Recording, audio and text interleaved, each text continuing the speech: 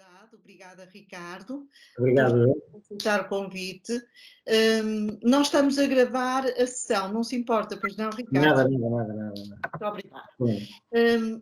Só para contextualizar, estes Casual Talks semanais fazem parte de um projeto que a escola tem e que acompanha a parte curricular dos 3 semestres que os alunos passam na escola e que se chama Talent Spot. O que é o Talent Spot? O Talent Spot é um projeto que visa preparar os alunos para o mercado de trabalho. Portanto, aquilo que nós queremos na escola é não só ter alunos excelentes tecnicamente, queremos ter alunos que saiam para o mercado de trabalho com a técnica, mas também com os soft skills adequados para estarem no primeiro lugar dos recrutadores nacionais. Portanto, nós sabemos que neste momento os soft skills representam cerca de 70% daquilo que um recrutador procura num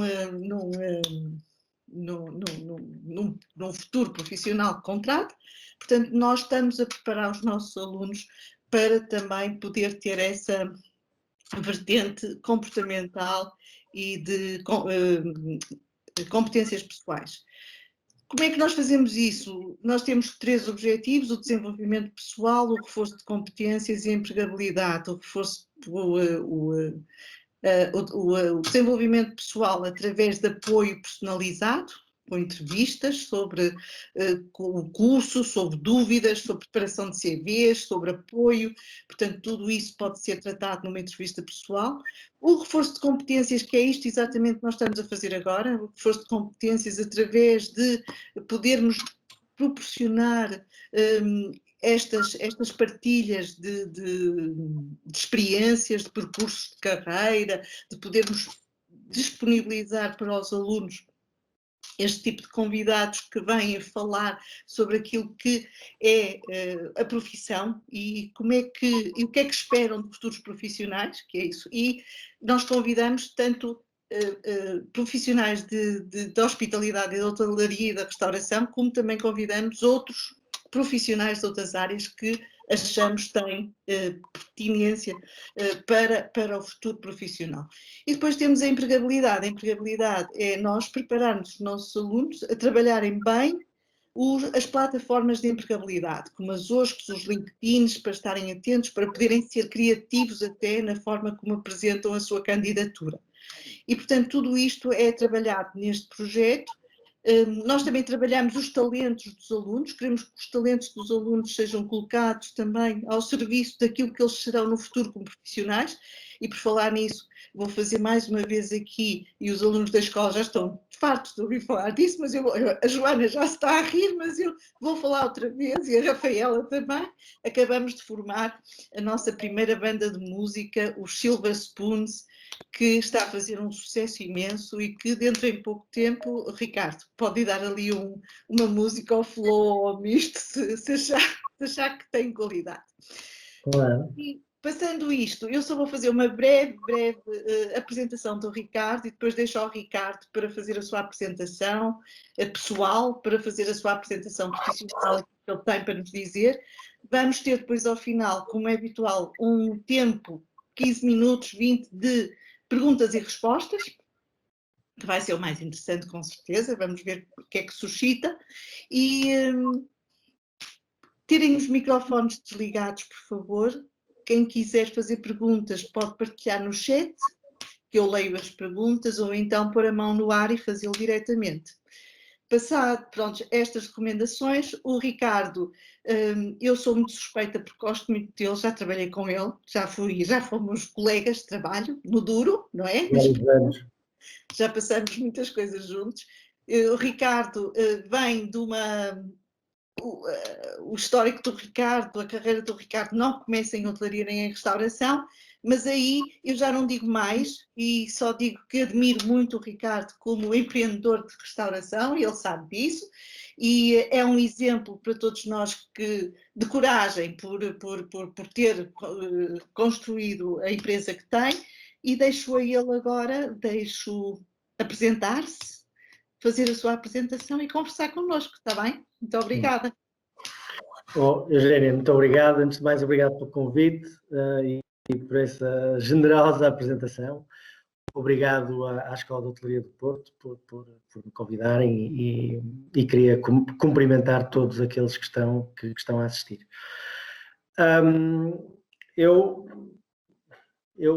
na realidade, considero-me um empreendedor, sim, já criei alguns negócios nesta área, podemos falar sobre isso, mas acima de tudo eu sou licenciado em Direito, quer dizer, eu não estudei gestão hoteleira, nem sequer estudei gestão de empresas. Portanto, eu licenciei-me em Direito em 2005, se não me engano, portanto, há 16 anos atrás. E logo, assim que me licenciei, percebi que eu queria trabalhar com empresas e com negócios e muito com o marketing. Na altura estava apaixonado pelo marketing. Portanto, entendi que a melhor solução seria fazer uma pós-graduação nessa área. E, portanto, inscrevi-me na Universidade Católica e fiz uma pós-graduação em gestão de empresas logo, assim, acabadinho de sair da universidade, depois de 5 anos a estudar Direito, fiz logo uma pós-graduação em gestão de empresas. Enquanto fiz a pós-graduação, fiz o estágio enquanto advogado, que acabei por não acabar, porque eu só fiz 1 ano de estágio e no final da pós-graduação, que durou exatamente 1 ano, tive um convite para ir para a Sonai, que foi o meu primeiro convite para trabalhar, ter o meu primeiro emprego profissional digno desse nome, porque eu já tinha trabalhado há alguns anos enquanto estudava, sempre associado, sempre ligado à noite. Portanto, eu tirei o curso de Direito pós-laboral e trabalhei, lembro-me de ter aberto o Bazar, eu não sei se alguns de vós se lembram do Bazar, o Bazar abriu em 2003 no Cais das Pedras, fui gerente do POP, etc. Tive um bar, o maior bar da indústria do Porto, cá em baixo, portanto, eu sempre, desde os 17 anos aos 23, eu trabalhei sempre à noite. E estudava Direito durante o dia, basicamente, era esse o meu trajeto.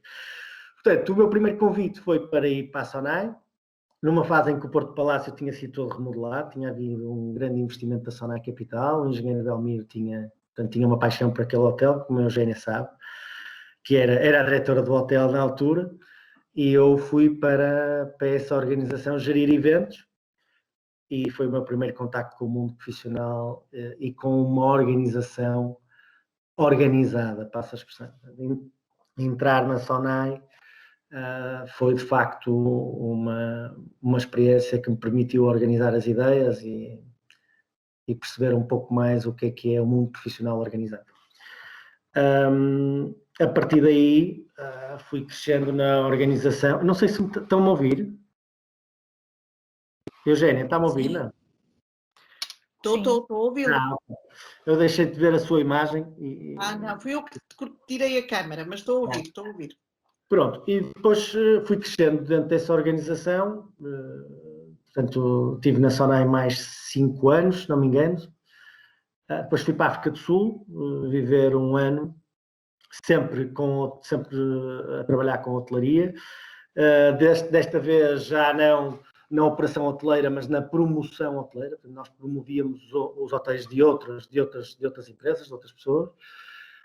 E depois, quando voltei ainda a trabalhar para essa empresa em Portugal, é que surgiu a oportunidade de fazer o Flow. E isto é uma história engraçada, eu acho que vale a pena partilhar, porque, na verdade, eu não nasci, nunca tive aquela ideia clara de eu vou fazer um restaurante e vou-me dedicar à vida da restauração. Não era um sonho, não era uma linha orientadora na minha vida. O que aconteceu foi que um bom amigo meu, que já tinha tido vários restaurantes, mais velho que eu, um pedaço, tinha os Alforno, certamente se lembrarão dos Alforno, e o da Oliva de Matosinhos, o da Oliva de Lisboa. Liga-me uma tarde muito quente de julho de 2013, portanto há 8 anos atrás, a perguntar se eu podia ver um espaço com ele na Baixa do Porto, que precisava de ajuda a encontrar um investidor para fazer aquele restaurante. E eu portanto, fui ter com ele, lembro-me, estava muito quente, e o Flow, aquilo que é o Flow hoje, era um loft, era um apartamento que estava para venda e que ninguém comprava. E então o proprietário fartou-se de tentar vender aquele apartamento e decidiu, bem, vou tentar arrendar isto para serviços, eventualmente para restauração. E portanto, encontraram o Paulo ligou-me a mim para eu ajudar a encontrar uma pessoa adequada para fazer o investimento com ele. Ao final de 10 minutos de eu ver o espaço, eu disse-lhe, Paulo, encontrei o teu investidor. E ele, quem? E disse, pá, eu. E ele, mas tens dinheiro para isto? Eu disse, não. Tenho uma pequena parte, o resto arranja-se. Vamos pedir emprestado e vamos fazer. E o mais engraçado nesta história é que ele ficou contente, porque nós tínhamos uma boa relação de amizade. Ele confiava em mim, eu confiava nele. E nós não tínhamos o dinheiro suficiente para fazer aquilo naquela altura. Nós estávamos a sair da crise da dívida soberana. Se bem se lembram, 2013 ainda foi um ano muito mau, do ponto de vista económico. A baixa do Porto não era nada o que se pareça com aquilo que foi, pelo menos até 2019. Vamos ver como é que será daqui para a frente. E o meu pai emprestou-me uma parte do dinheiro que tinha, outra fomos pedir emprestado e conseguimos fazer. E o mais interessante disto tudo é que nós conseguimos efetivamente pagar a toda a gente que nos emprestou dinheiro ao final de 11 meses. O Flow pagou-se em 11 meses. E enquanto nós estávamos em obra, as pessoas que nos visitavam, aquilo foi um processo que teve, o restaurante esteve em obra quase 1 ano e meio, foi 1 ano e 4 meses, se não me engano. É um restaurante grande, tem 690 metros quadrados. 9 em cada 10 pessoas que nos visitavam diziam que nós éramos loucos. Vocês são loucos, vocês vão fazer um restaurante deste tamanho na Baixa. Isto não há mercado para isto não vai funcionar, talvez aos fins de semana isto funcione e tal, mas depois à semana isto não vai funcionar. E a verdade é que foi um sucesso muito grande. Nós até não estávamos preparados para o que foi. Os primeiros 3 meses foi uma loucura, foi muita aprendizagem, muitos erros, e felizmente conseguimos contornar tudo isso e tornar-nos mais eficientes, mais capazes de gerir a operação, e ao longo dos anos temos vindo a melhorar, a tornar-nos cada vez mais eficientes e mais eficazes. Não sei se devo continuar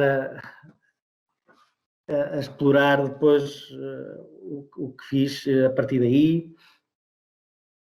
Eugénia, está-me a ouvir, não? Estou. Oh, Ricardo. O Ricardo é dono agora do tempo, portanto, é decisão sua. Pronto. Eu depois do Flow, eu criei o negócio seguinte que criei a partir daí. Eu criei o Stocks Club. Eu não sei se alguns se lembrarão disso. Era um bar na Praça de Lisboa. Eu entendi que havia uma oportunidade de criar um bar em que, a partir do qual o preço das bebidas oscilava de acordo com o comportamento da comunidade de clientes. No fundo, era fazer o paralelismo entre um bar e uma bolsa de valores. E, portanto, quando as pessoas pediam todas mais vodka ou mais gin, o preço dessa bebida aumentava. As pessoas não bebiam tequila ou não bebiam cerveja, o preço diminuía. E, portanto, foi uma experiência interessante. Criamos na Praça de Lisboa, nos Clérigos, e acabei por sair desse negócio porque, entretanto, ia ser pai, e a minha mulher fez-me prometer que venderia a minha posição até o meu filho nascer. E então, 1 ano e meio depois, no dia do nascimento do meu filho, no dia 15 de fevereiro de 2017, eu consegui vender a minha posição aos meus sócios. Mesmo no dia às 2h30 da tarde, e o meu filho nasceu, eram 6h37 da tarde. Portanto, eu não conseguia estender mais mais o prazo. A partir daí, depois, criamos o misto. O misto foi um processo muito, muito engraçado de criação, porque nós identificamos uma loja por trás do Palácio da Bolsa, na Rua do Comércio do Porto. É uma rua muito, muito estreitinha, muito escura à noite. Depois de termos visto, eu diria, umas 50, 60 lojas na Baixa do Porto, apaixonamos-nos por aquela fachada. E mais uma vez, no processo de desenvolvimento do restaurante, quem nos visitava dizia que nós éramos loucos. Esta rua é complicadíssima, isto tem... A malta que vive aqui é tramada, não querem barulho, não querem movimento, não passa aqui ninguém, apesar de estar perto de outras artérias muito movimentadas, como era ali o Mercado de Ferreira Borges, a Mouzinho da Silveira, a Rua de Belmonte, etc. A Rua do Comércio do Porto, efetivamente, é uma rua que quase não tem trânsito, quase não tem tráfego, não tem transeuntes, portanto, as pessoas optam por não passar por ali. E foi outro projeto muito bem sucedido. Desta vez já o financiamos nós, e aquilo que fizemos, no fundo, o nome misto vem de uma abordagem que, no fundo, representa a união entre diferentes culturas gastronómicas. Portanto, nós quisemos misturar diferentes culturas gastronómicas, a América do Sul, o sul da Europa, asiática, sempre com um twist português, portanto, ali com uma chancela portuguesa no fim, e no fim do desenvolvimento de cada prato. E a verdade é que a receptividade foi muito boa, as pessoas gostaram muito, é um conceito de partilha, e as pessoas conseguem provar desde o leitão da bairrada, ceviches de peixe branco, polvo com batata doce, há uma imensidade de tártaros de atum, tártaros de carne, risoto de choco com camarão tigre, quer dizer, há uma combinação de proteínas que não é muito normal. A causa de caranguejo, por exemplo, estou-me a lembrar de uma série de pratos que temos lá que são interessantes. Eu não sei, eu poderia continuar aqui a falar sobre o desenvolvimento e os projetos que estamos a desenvolver agora, mas eu não sei até que ponto é que seria interessante tornar isto mais interativo. Eu sinto-me um bocadinho a falar sobre os temas sem haver interação do outro lado. Não sei se faz sentido permitirmos que as pessoas perguntem ou comentem. Eugénia, o que é que achas? Assim, Ricardo, se preferir, nós podemos já abrir o diálogo, digamos assim, e podemos desde já permitir que todas as pessoas que estão presentes comecem a fazer perguntas e questionem coisas sobre aquilo que já foi apresentado. Por outro lado, se também preferirmos, podemos, o Ricardo pode acabar de falar, faltam agora os seus projetos futuros, não? Os projetos futuros? Entretanto, quer dizer, eu entretanto fiz outro restaurante, que por acaso também já vendi, que fiz um restaurante na nova praça de alimentação do Norte Shopping, que é um asiático, Laobao. Também posso falar sobre isso. E outros dois que estou a fazer agora, um já para abrir, portanto agora quando desconfinarmos, eventualmente 3 de maio, e outro projeto muito grande, tipo Flow, que estamos a fazer na Rotunda da Boa Vista, em Agramonte, para abrir para o final do ano, outubro. Agora, eu acho que se calhar seria mais enriquecedor eventualmente as pessoas comentarem ou perguntarem sobre algum tema em concreto, senão eu vou estar a falar mais 30 minutos. Isso já é demais. Então vamos seguir aqui a sugestão do nosso convidado, e quem quiser começar a fazer perguntas ou comentar algo, pode fazê-lo, portanto estejam à vontade. Então a Joana, tenho aqui a Joana para já. Boa tarde. Eu queria saber, o bar que está no Flow, a sua ideia sempre foi ter o bar ou inicialmente não era um projeto? Porque eu sei que o bar é grande, bastante grande, e dá muito que falar, porque eu tenho 2 colegas a trabalhar para si e a pessoa que me fez apaixonar pela restauração também, então. Ok, essa é uma ótima pergunta e muito pertinente. Idealmente, inicialmente, o bar teria vida própria, ou seja, nós queríamos virar o bar para a cidade. Acabamos por perceber, ao longo dos tempos, e foi relativamente rápido, perceber que para o bar ter vida própria era preciso um investimento muito grande na comunicação do bar e na operacionalização do bar. E acabamos por perceber também que isso poderíamos incorrer no risco de não ser nem muito bons numa coisa, nem muito bons noutra, nem muito bons enquanto restaurante, nem muito bons enquanto bar. E o sucesso da parte da restauração, do restaurante, foi tão grande que as pessoas começaram a pedir para ir para o bar. Então nós começamos a montar mesas no bar e a receber as pessoas no bar. Ou seja, o bar acabou por ser, o crescimento para o bar acabou por ser resultado de um crescimento inesperado. Portanto, havia tanto. Nós, por exemplo, para lhe dar uma ideia, Joana, ao fim de semana, nós se tivéssemos outro flow, venderíamos outro flow à sexta e ao sábado à noite. E, portanto, sempre sem pôr em causa as regras de segurança e a capacidade da cozinha, a capacidade da equipa, há um determinado limite de quantas pessoas poderemos receber, naturalmente. A partir desse limite, nós paramos. E, portanto, concluímos que tínhamos ali um espaço muito bom.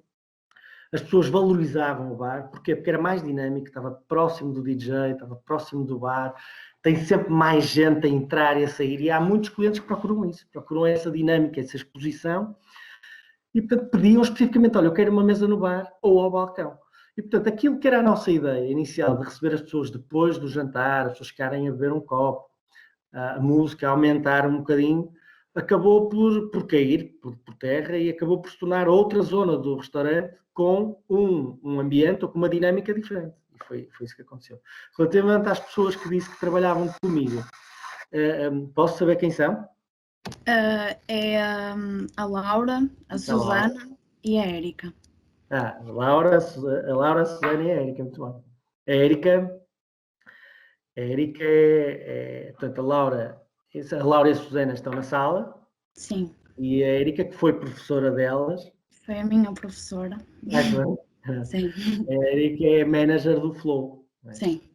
A Joana é aluna da escola e neste momento é minha aluna. A Joana também não sabe, a Érica foi minha promotora. Já. A Érica é a minha segunda mãe, foi a pessoa que me fez apaixonar por esta área, porque eu ia para a cozinha e ganhei o gosto porque ela foi a minha professora. E eu perdia por causa do Flow. Não, eu acho que, bem, estou certo que pode ter sido uma infelicidade para alguns alunos que deixaram de ter. Eu fico muito feliz por ela. Ela estava mesmo a precisar de sair dali. Isso é ter asas para ir para outro sítio e ter o sucesso que está a ter agora, porque ali ia saltar como estava há anos. Eu posso dizer que a Érica é mais do que um braço direito, braço esquerdo, braço direito, é o coração do Flow neste momento. O que me permite, isto é uma verdade, quer dizer, o facto de ter pessoas como a Érica permitem-me poder abordar outros negócios, pensar mais estratégia e desenvolver outros projetos. Caso contrário, torna-se muito difícil, porque a restauração é extremamente exigente, como saberão. Muito bem. Obrigada, Joana. Obrigada. Mais perguntas? Temos aqui a Carla Garcia. E depois a Rafaela. Carla, então. Boa tarde. Eu queria começar por me apresentar. Eu sou professora da Escola Secundária de Arcozelo, em Vila Nova de Gaia. Olá. Recebi o vosso convite através da direção e achei bastante interessante. Sou coordenadora de curso de restauração aqui na escola e convidei também alunos a estarem aqui, estão aqui alguns presentes, porque entendo que estas iniciativas são muito enriquecedoras. O que eu queria perguntar era se pode eventualmente fazer assim um apanhado ou focar o assunto, que competências nós, enquanto professores de ensino secundário, porque alguns dos nossos alunos seguem para o ensino superior, outros não, ingressam logo no mercado de trabalho, que competências é que nós devemos dotar, reforçar nos nossos alunos para que eles deem resposta depois em termos de mercado de trabalho? As técnicas, aquelas competências técnicas são essenciais, a base, não é? Mas além das competências mais técnicas, que competências é que são valorizadas? Carla, antes de mais, obrigado pela sua pergunta. Eu acho que, na minha humilde opinião, para responder essa pergunta, convenientemente, eu acho que precisávamos de uma hora inteira. Eu vou tentar ser o mais célere possível e tentar ser esclarecedor relativamente ao meu ponto de vista. Em primeiro lugar, para ser absolutamente franco, até ao início desta pandemia, que veio assolar o mundo inteiro, as competências vinham em segundo lugar. O primeiro lugar era a disponibilidade de recursos. Não havia. Nós não encontrávamos pessoas para contratar. Não encontrávamos colaboradores para reforçar a equipa. Em área nenhuma. Fosse na sala, fosse no bar, fosse na cozinha, fosse na copa, fosse na área administrativa. Quer dizer, não havia pessoas disponíveis. O mercado estava tão aquecido, tantos restaurantes, tanto turismo, tantos fluxos. Era muito difícil encontrar pessoas para trabalhar. A um ponto em que eu tive que me tornar mais criativo, a encontrar e a desenvolver formas de valorização e remuneração das pessoas que não passasse só por aumentar salários. Porque senão é um poço sem fim. Se formos aumentar salários, depois a verdade é que os negócios tornam-se insustentáveis e na realidade depois não há um fim à vista. Não é? Portanto, nós começamos a acrescentar valor, como, por exemplo, atribuir, eu, pessoalmente, no meu grupo de empresas, comecei a dar seguro de saúde aos colaboradores que permanecessem nas empresas por mais de 2 anos. Portanto, cumpridos os 2 anos, nós valorizávamos e pagávamos o seguro de saúde às pessoas. Entre todas as outras questões de valorização profissional e de idealmente, remuneração, que são normais e naturais nesses processos. Portanto, nós tivemos que ser criativos, a encontrar formas para valorizar as pessoas, para manter o talento dentro de portas, porque a concorrência era tão grande, os fluxos eram muito grandes e eu posso me orgulhar de ter criado condições, portanto, nós e as equipas, ter criado condições para que as pessoas fossem ficando e o grosso, o core das equipas dos nossos restaurantes, felizmente, acompanha-nos já há alguns anos. Como é o caso, por exemplo, do exemplo que nos deram há bocado, da Laura, da Susana, que vieram para nós, começaram a trabalhar connosco assim que saíram da escola. Outro plano interessante para responder à sua pergunta é que, até aquele momento, o ponto que nós mais valorizávamos era a motivação. Era alguém chegar a uma entrevista. Primeiro, aparecerem às entrevistas. Muitos não apareciam às entrevistas e alguns que apareciam queriam um carimbo para mostrar no fundo do emprego. O que era entristecedor. E depois, muitos, efetivamente, não apareciam. Quando aparecia alguém que se sentava à nossa frente e dizia: eu quero trabalhar convosco, eu pesquisei, eu identifico-me com o flow, eu identifico-me com o misto, eu identifico-me com o lau-lau, eu adoro comida asiática, eu gosto do ambiente que vocês têm, eu quero aprender convosco, eu quero trabalhar. Nós imediatamente valorizávamos aquela pessoa. nós tivemos pessoas a começar connosco no bar que não sabiam tirar um fino, passa a expressão, não sabiam tirar um fino, e depois, quer dizer, a organização envolve-os e educa-os, passa a expressão, tentamos, da melhor forma possível, criar valor e enriquecê-los na medida do possível e torná-los ativos e importantes. Nesta fase, e agora entrando, sendo um bocadinho mais contemporâneo, para responder à sua pergunta, eu acho que o mercado vai ter mais recursos. Nós agora vamos iniciar um processo de recrutamento já daqui a cerca de 2 semanas para um restaurante que vamos abrir na Rua Miguel Bombarda. Vai ser um projeto novo, giro, depois posso falar um bocadinho sobre isso. Mas eu acho que não vai variar muito. Eu acho que, Carla, para te ser franco, eu acho que a motivação, a empatia e a disponibilidade, eu acho que são os requisitos fundamentais. Tecnicamente, as coisas podem-se aprender. Aprende-se. Mais rápido ou menos rápido. Pode haver algum risco na assunção destes requisitos, ou seja, eu tenho amigos e colegas meus que se calhar não correm tantos riscos como eu, se calhar pedem, por exemplo, muitas vezes pedem nos anúncios para as candidaturas, para os recrutamentos, pedem 2 anos de experiência mínima, por exemplo, 3 anos de experiência mínima. Eu acabo por não o fazer, vou continuar a não fazê-lo, e na realidade, outra vez, sendo absolutamente honesto, interessa pouco aquilo que as pessoas escrevem no currículo. Interessa muito mais a forma como as pessoas se sentam à nossa frente, comunicam connosco, mostram a disponibilidade, mostram a empatia, mostram a motivação. Nos demonstram claramente que querem fazer parte daquela equipa. E para mim isso é meio caminho andado para pelo menos proporcionar condições para essa pessoa experimentar e trabalhar connosco. Espero ter respondido à sua pergunta. Sim, com certeza. Obrigada. Eu agora só queria fazer mais uma, se posso, assim. Tem experiência de contratar alunos do ensino secundário, da via do profissional?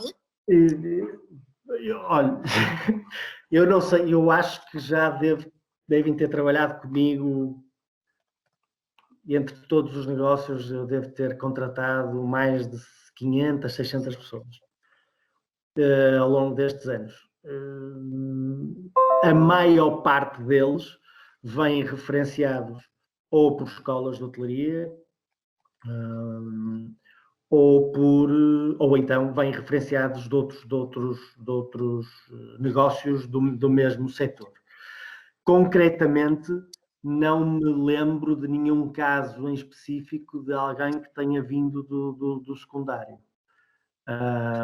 O secundário se não me engano, é dos 16 aos 18, não. Sim. Portanto, é 10º, 11º, 12º? Exato. Não me lembro de ter contratado ninguém nessa faixa etária com essa referência específica do secundário. Desde que a lei o permita e que as pessoas tenham a capacidade e demonstrem motivação, uma vez mais, e há sempre algum cuidado com a postura também. Línguas, conhecimentos de línguas? As línguas são muito importantes, eu há pouco não referi, mas acaba por ser quase fundamental. Eu não referi porque há funções que não são, por exemplo, se for para a cozinha, não é fundamental. Embora posso lhe dar exemplo, por exemplo, na cozinha do Flow chegaram a trabalhar 13 pessoas. Dessas 13, 6 eram estrangeiras. Atualmente ainda tenho, por exemplo, um cozinheiro indiano que está na Índia agora, já tive ainda há pouco tempo um mexicano e, portanto, tive uma norte-americana. Portanto, as coisas são muito, muito dinâmicas e rotativas e às vezes fala-se muito inglês na cozinha, mas não é tão importante. Para a sala é praticamente impossível nós podermos contratar alguém que não fala inglês. Por uma razão muito simples, porque a nossa exposição aos fluxos turísticos é enorme E, portanto, a dada altura, vai haver sempre ali uma fragilidade que pode prejudicar o aproveitamento da pessoa enquanto profissional e, no fundo, a percepção de valor do serviço pela parte do cliente. Portanto, tentamos que sempre, pelo menos, o inglês. Mas muitos falam castelhano, outros falam francês, outros falam inglês, e a equipa depois cria métodos para se revezar e reforçar e atenderem os clientes que têm essas necessidades. Ok, muito obrigada. Obrigado. Obrigada.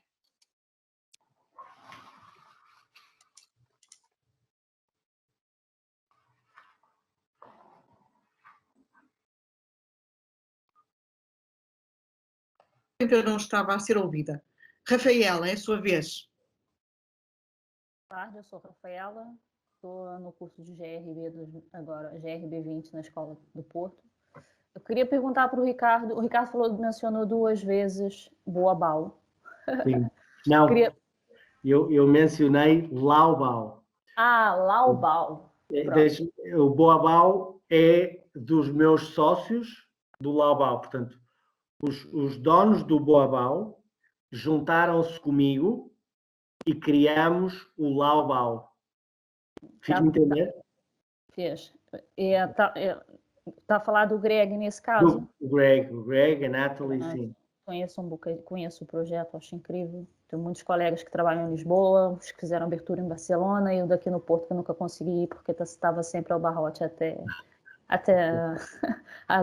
atualidade. Ô, Ricardo, já vi também que a vossa cozinha aqui, as cozinhas que o Ricardo trabalhou tem um quê de cozinha asiática, não é? O Boabau é isto. Queria saber, se é uma curiosidade, se isso é moda ou é tendência. Porque adoro o conceito. Deixe-me devolver-lhe a pergunta com outra pergunta. O sushi é moda ou é tendência? É que o sushi está entre nós há muitos anos e não perde força. Eu acho que a cozinha asiática vai ser... Eu acho que as culturas gastronómicas, seja ela a italiana, vamos lá ver, a pizza está entre nós E isto, atenção, a pizza é redutora da cozinha italiana, é só uma parcela da cozinha italiana. Mas a pizza está entre nós há décadas. E não perde força, quanto muito reforçou. Eu vou abrir uma pizzaria daqui a 15 dias. É um conceito um bocadinho diferente, com uma componente de bar muito, muito forte. Mas vai ser uma pizzaria napolitana com um bar de corte no meio da sala, onde as pessoas vão poder experienciar carpaccios cortados ao momento, ceviches, e algumas saladas compostas, para quem não quer pizza, não é? Não convém ser muito redutor, convém dar outras opções às pessoas para poderem comer outra coisa que não seja só pizza. Mas vamos abrir na Rua Miguel Lombardo, em esquina com a Rua Adolfo Casais Monteiro, uma loja toda em vidro, muito gira. Eu espero que venha a ser valorizado. E vai ser uma pizzaria, em forno a lenha. Portanto, a pizza está entre nós há décadas. O sushi está entre nós, sensivelmente, já em força há 15 anos, não é? Em muita força há 10. A cozinha asiática, eu acho que está a dar está nos seus primeiros 5 anos com força. Eu acho que é típico das metrópoles, no seu processo de transição. As cidades, quando evoluem até determinado ponto, começam a receber cada vez mais influências externas.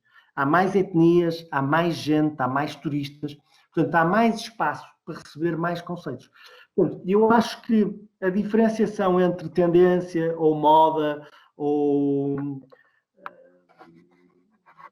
a periodicidade de uma determinada cozinha deixa de existir, e desde que as pessoas sejam capazes e apresentem uma proposta de valor boa, comida boa, ambiente bom, produto bom, serviço, vai haver sempre espaço para haver mais cozinha asiática, ou pan-asiática, se quiserem, toda, como é o Boabau é pan-asiático, portanto tem referências do Nepal, da Índia, da Tailândia, do Japão, porque depois temos a cozinha japonesa, temos a cozinha chinesa, etc. A cozinha tailandesa, que é riquíssima. Portanto, eu acho que, para tentar responder à sua pergunta, vai haver espaço ainda muito para a cozinha asiática, para a pizzaria, para o sushi e outras culturas, porque as cidades estão a crescer.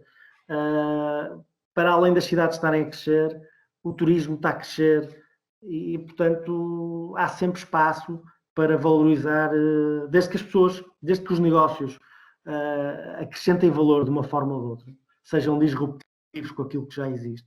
Vai haver sempre espaço para essas correntes culinárias, na minha opinião. Rafael, obrigada. Obrigada. Obrigado. Agora temos o Cláudio Campos, que quer fazer uma pergunta também. Cláudio? Acho que é Mário Santos. Não, é Cláudio. É Cláudio? Temos um Mário e temos um Cláudio. Okay. Cláudio pediu para falar. Uma pergunta, mas o senhor já tinha respondido. Já? Então a Sílvia Melo, que também quer fazer uma pergunta. Obrigada, Cláudio. Sílvia? Olá, Sílvia. boa tarde. Boa tarde a todos. Olá. Então, eu tenho duas perguntas, mas antes disso, até gostava só de fazer uma observação, porque gostei bastante agora quando respondeu à professora Carla, do facto de ter mencionado que não liga à experiência ou que põe anúncios em que não menciona que é necessário experiência profissional, porque isso é uma das coisas que a mim também me faz muita confusão. Sílvia, deixa-me interrompê-la. Já o fiz, deixei de fazer. Já o fiz. Então voltou a pedir experiência? Não. Já o fiz no passado. Ok, pronto, exato. Nós já metemos centenas de anúncios ao longo dos anos. E houve alguns que efetivamente nós experimentamos também a experiência mínima, para tentar encontrar colaboradores mais à medida daquilo que procurávamos.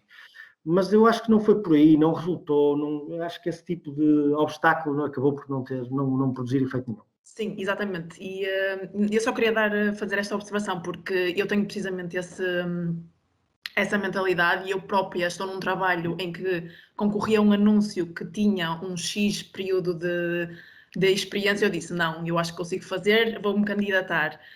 Por isso, às vezes, acho que é bastante limitador, e acho que todos os alunos que estão aqui não devem ficar bloqueados por anúncios que pedem um período de experiência e mandarem-se, porque às vezes corre bem e lá está, as pessoas podem aprender e pronto, pode correr bem. Então, as minhas perguntas são as seguintes. Eu entrei na conversa, já estava a falar, por isso não tenho a certeza se falou nisto, por isso volto a perguntar. Eu cheguei a ouvir que que utilizou dinheiro seu, ou seja, que pediu dinheiro a pessoas particulares para abrir os seus negócios, mas a minha pergunta é, concorreu a algum apoio ou tinha conhecimento de alguns apoios para abrir os seus negócios?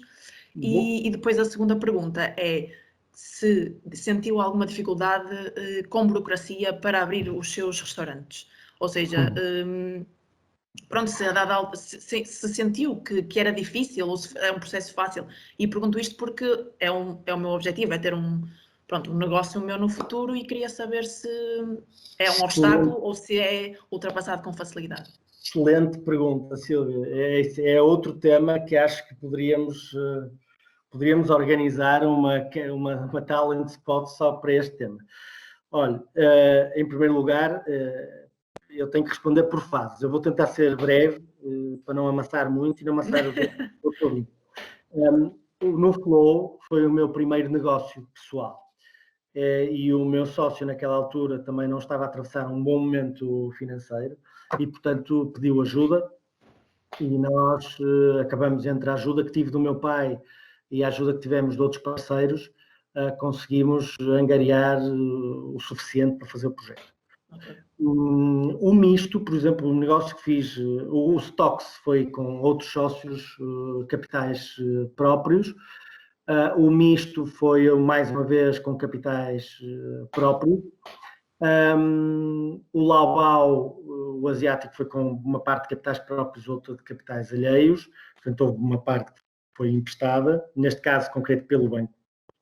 O que é que eu concluo? Eu cheguei à conclusão que nós, portanto, o meu sócio e eu chegamos à conclusão que nós somos, ou consideramos que somos bons a gerir restaurantes. Portanto, achamos que temos competências para gerir restaurantes. Ora, quando nós andamos preocupados a encontrar ou procurar capital para fazer novos projetos, novos negócios, portanto, nós temos ideias, temos projetos que achamos que vão acrescentar valor, nós estamos-nos a desfocar daquilo que devemos estar a fazer bem. Primeiro, porque nos estamos a preocupar em arranjar capital para financiar o projeto. Segundo, porque estamos a pôr em risco aquele capital que temos, quando na realidade a função não deve ser essa. Nós devemos estar concentrados em gerir os negócios e não preocupados em transferir capital que temos ou financiar-nos para abrir outros negócios. Normalmente há vários modelos, mas eu diria que outros empresários que têm 4, 5, 6, 7, 8, 9, 10 restaurantes, depois os próprios negócios começam a financiar os novos negócios. Isso é uma coisa. No meu caso concreto, ainda bem que pergunta isso, estes dois, por exemplo, que estou a desenvolver, como é que nós estamos a fazer? São projetos já caros, um deles muito caro para a nossa estrutura. É um restaurante com cerca de 450 metros quadrados, muito grande, é um armazém muito grande, vai ter cerca de 120 lugares sentados. O que é que nós fazemos? Encontramos investidores, isto pode ser uma solução, que financiam a totalidade ou a maior parte do projeto e ficam com uma parte do capital, portanto, da sociedade. Estão-me a fazer entender? Um género de Shark Tank, não é? Pode ser. O Shark Tank é uma forma, não é um modelo. O Shark Tank no fundo é uma forma para encontrar capital, não é um modelo. Mas eu percebi a sua pergunta. A sua pergunta é, no fundo eu utilizo um investidor que financia o projeto, pode ter mais ou menos risco, depois depende das considerações e dos acordos que nós fazemos. Nós focamos em quê? Em desenvolver o projeto e em geri-lo. E o investidor investe uma parte considerável do capital e a expectativa dele é ter um yield, portanto, é receber uma determinada rentabilidade. Tanto o Bar Oco, que é o restaurante que nós estamos a fazer na Boa Vista, como o Bar Zá, que é o restaurante que nós estamos a fazer em Miguel Lombarda, tiveram investidores externos que financiam o projeto e ficam com uma parte de capital. Vamos supor, por exemplo, nós ficamos com 75%, gerimos o espaço, desenvolvemos, gerimos o espaço, o nosso know-how está lá, e o investidor fica, por exemplo, com 25% do restaurante. Pronto, eu estou a dar o meu exemplo concreto. Há variadíssimas formas de angariar capital. Agora, eu acho que o que é importante responder aqui, até porque a verdade é que nós conseguimos este tipo de investidores porque nós já temos nome na praça, porque nós temos provas dadas, porque nós temos restaurantes que efetivamente têm resultados muito bons. Eu acho que a sua pergunta é um bocadinho diferente. Eu, Silvia Melo, eu quero saber como é que eu posso fazer o meu restaurante. Como é que eu, que não tenho ainda nenhum negócio aberto, eu quero um dia chegar e ter o meu projeto. E eu acho que, para responder corretamente à sua pergunta, dei-lhe o meu exemplo, no seu caso concreto, há empresas, organizações específicas para financiar projetos em que acreditam. Okay. Podem chamar business angels, podem chamar investidores silent partners, podem chamar...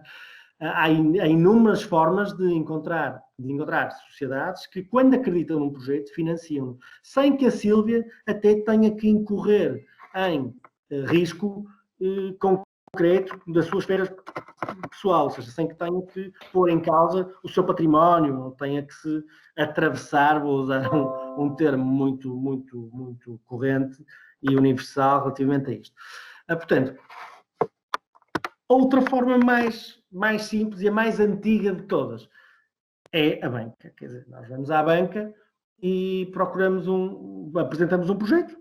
Se o banco acreditar, empresta dinheiro. Pois claro, depende das garantias que o banco pede. Eu sei que é um bocado complicado, pode ser burocrático, não tenho uma resposta extremamente eficaz e animadora para lhe dar. Outra forma é juntar-se com uma amiga, um amigo que tenha o mesmo ideal, que acreditem no projeto e repartem não só o trabalho, mas repartem as responsabilidades.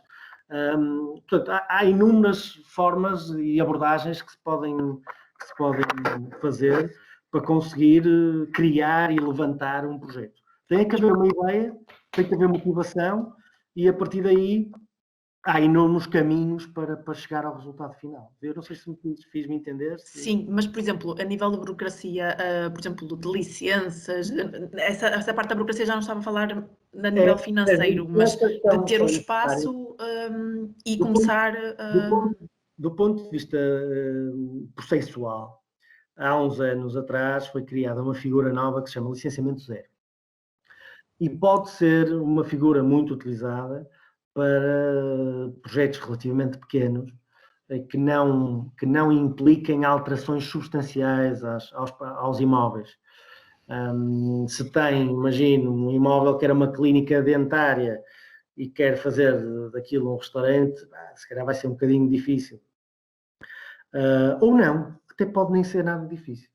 Agora, se tinha, por exemplo, um armazém de vinho, como já me aconteceu, pegar num armazém de vinho e transformá-lo para um restaurante foi mais complicado.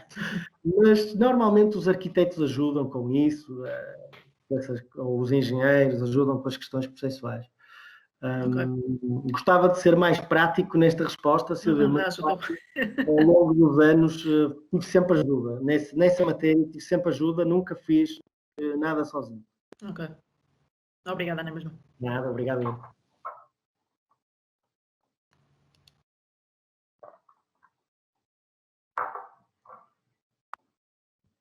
Eugénia?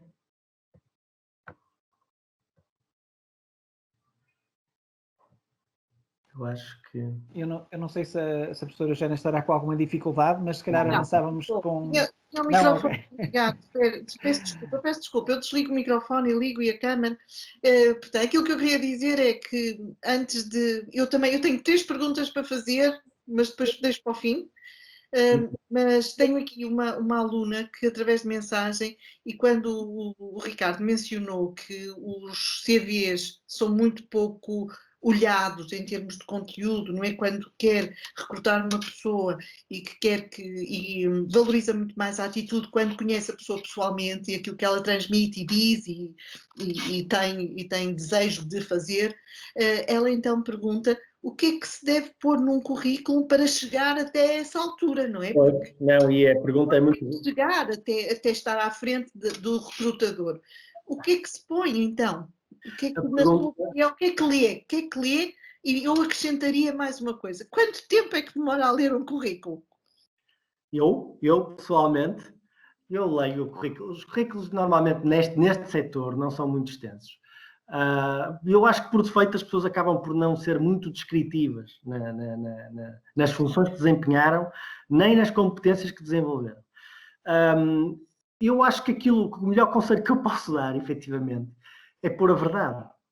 É descrever absolutamente a verdade daquilo que fizeram ou deixaram de fazer. Porque há uma tendência natural para as pessoas fazerem, superarem aquilo que efetivamente foi aquilo que fizeram, aquilo que experienciaram, por onde estiveram e os resultados que obtiveram, muitas vezes. E depois isso rapidamente,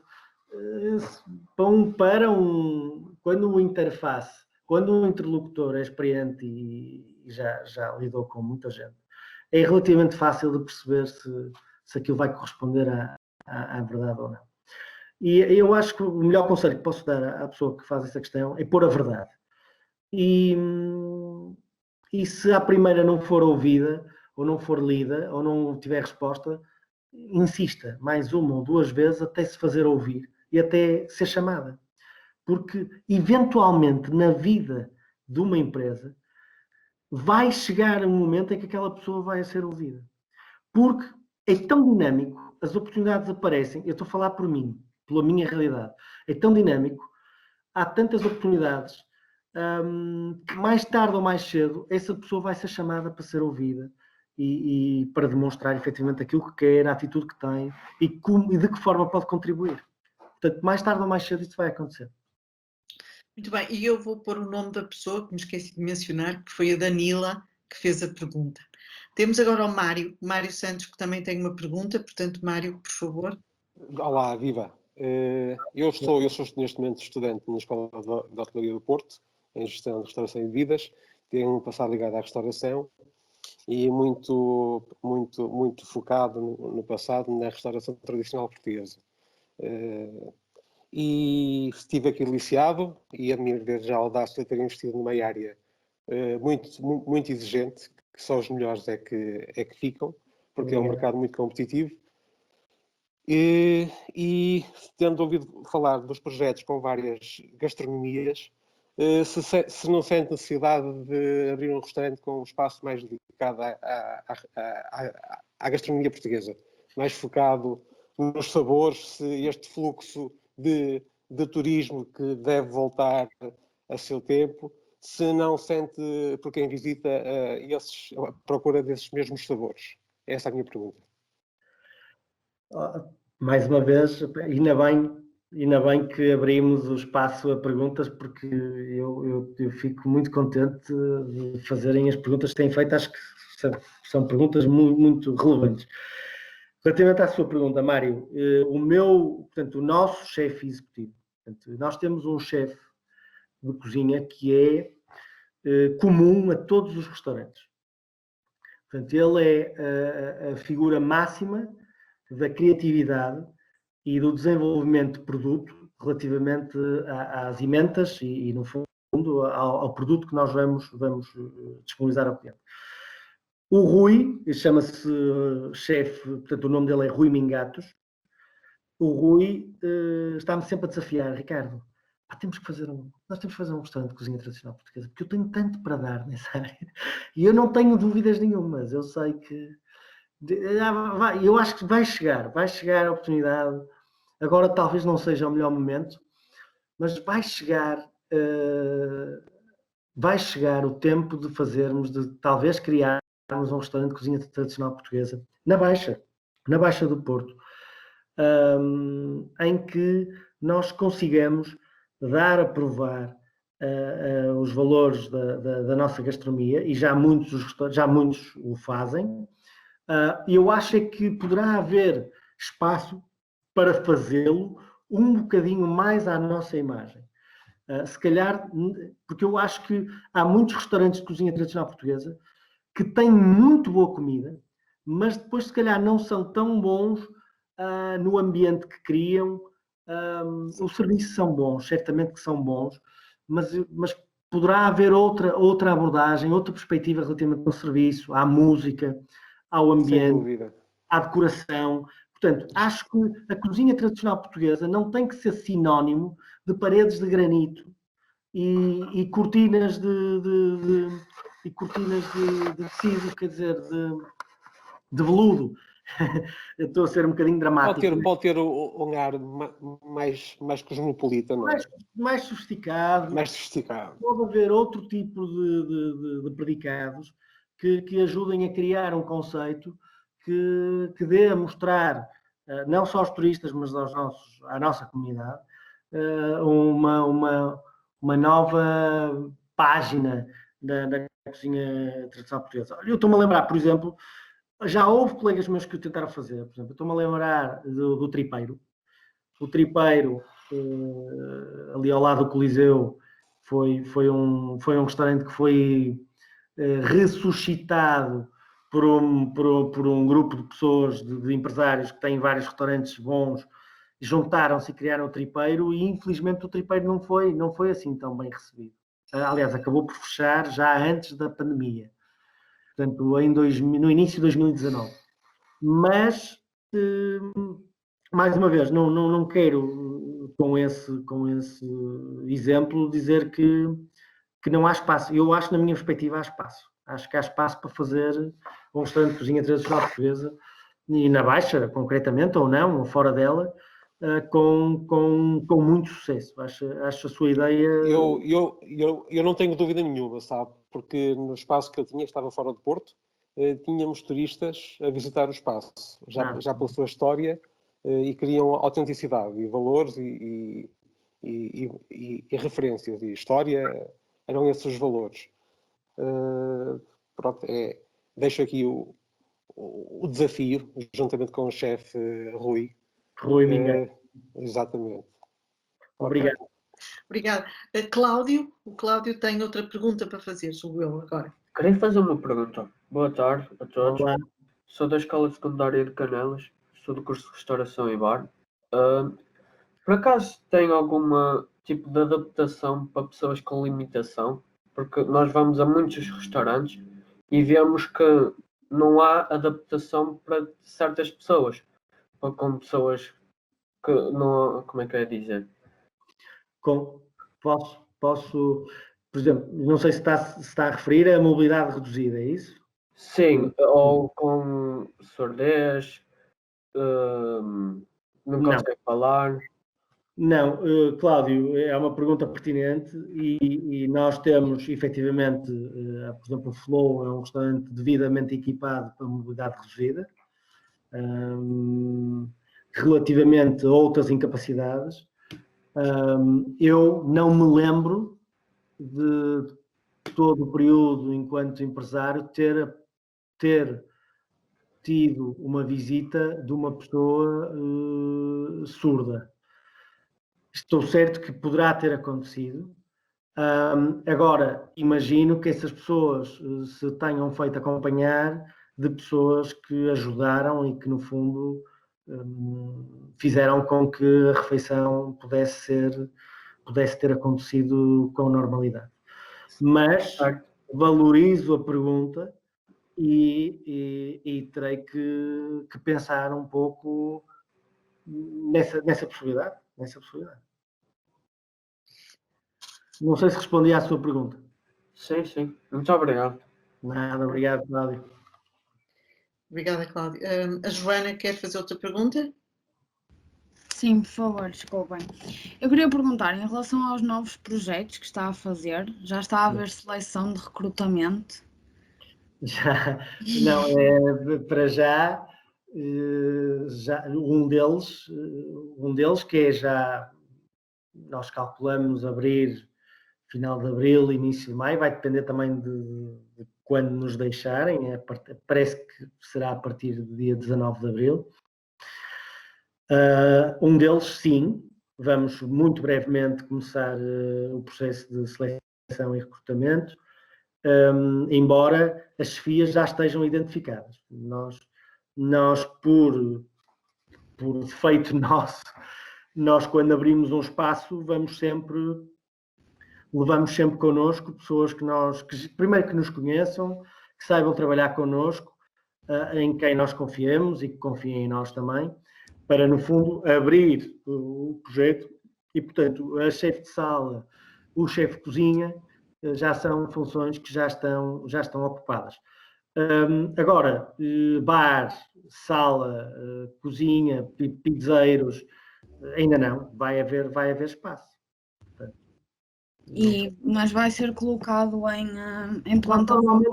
Nós corremos muito à Net Empregos, mas se houver alguma forma de eu poder, não sei como é que eu poderei chegar depois.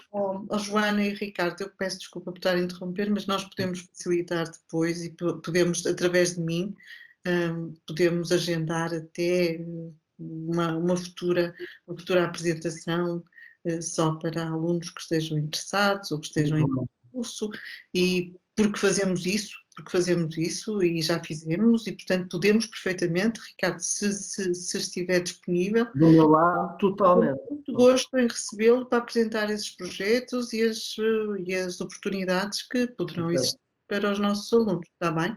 Ok, muito obrigada. Nada. Temos aqui a Antónia e depois faço eu as minhas perguntas. Antónia, por favor. Antónia, tem que ligar o microfone. Perdão. Eu vou ser breve, não será mesmo concretamente uma questão, mas talvez lançar um desafio e conversar um bocadinho, falar, ou provavelmente até colocarem para uma outra altura. Eu sou professora de restaurante Sempre me conheci como uma hoteleira, eu trabalhei sempre em restauração, em hotéis. Eu costumo, desde que estou no primeiro ano de uma licenciatura em gestão de restauração e catering, porque me fascina a área da restauração. E todos estes projetos que falou realmente são interessantes, muito interessantes mesmo. É o que eu mais aprecio, é algo inovador. Em relação à contratação, por exemplo, os meus alunos, eu geralmente, os que são melhores, eu tento que os meus alunos saiam o melhor possível preparados para o mercado de trabalho, que é isso que também está aqui em causa, tecnicamente, o saber estar, saber ser, saber fazer, para mim esses são os valores mais importantes, é o que eu mais incuto nos meus alunos. E como tal, eu sempre que eles chegam no 10º ano, geralmente não os tiro da zona de conforto, que é a sua cidade local, Vila do Conde, mas quando eles vão para o 11º ou no 12º, que já têm que fazer as PAPs. Então eu procuro locais para estágio no Porto e procuro os bons hotéis. E já tive alunos colocados no Iatman, no Infante Sagres, no Porto Palácio, e não vou mais além porque nós temos uma grande dificuldade, e que eu penso também será um bocadinho de dificuldade de algumas pessoas que queiram trabalhar no Porto. A mobilidade. Como nós sabemos, os transportes, é muito difícil conseguir que um estagiário, por muito que esteja apaixonado pela restauração, não consegue sair à meia-noite de um horário do Porto e não consegue apanhar um metro para vir para a Póvoa, para a Vila do Conde. Nós temos imensa dificuldade em bons alunos, bons profissionais de bar, em colocá-los. Já tive alunos que estiveram aí no Porto e tinham muita dificuldade. Que tenho a dizer, poderemos dizer sobre isto, e não será um fator para realmente vocês conseguirem? Não acha que será um fator que pesa imenso? Eu tenho ideia que o Presidente da Câmara, Rui Moreira, fez aí uma alteração aos horários do metro durante o verão. Eu acho que o metro passou até à 1 da manhã, portanto o horário estendeu até à 1 da manhã. Eu não sei se eu não estou absolutamente certo disto, mas acho que os horários, não sei se posso acrescentar, mas normalmente os horários de verão, aos fins de semana são a noite toda e à semana prolongam mais, não sei até que horas, mas sim, durante o verão. Eu tenho ideia que até à 1 da manhã e depois ao fim de semana, de facto, eu não tinha ideia que era a noite toda, mas que se prolongava. É evidente que é difícil para alguém que vive na Póvoa, ou em Vila de Conde, ou mesmo em Esposende, criar planos de crescimento profissional, desenvolvimento a partir desta insegurança e desta instabilidade. É muito difícil, Antónia, responder à sua pergunta. Ainda não tenho. Idealmente poderia ter, se calhar, alojamento capaz, disponível para as pessoas que quisessem passar mais tempo connosco. Não sei, quem sabe no futuro teremos capacidade para proporcionar alojamento às pessoas que crescem connosco. Para já, ainda não há uma possibilidade.